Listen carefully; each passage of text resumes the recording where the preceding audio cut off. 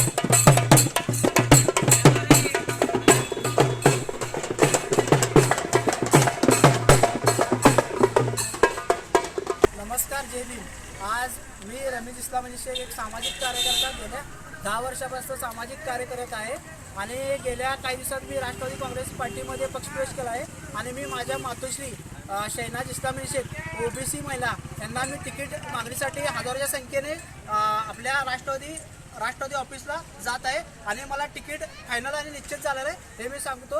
Jai Hind.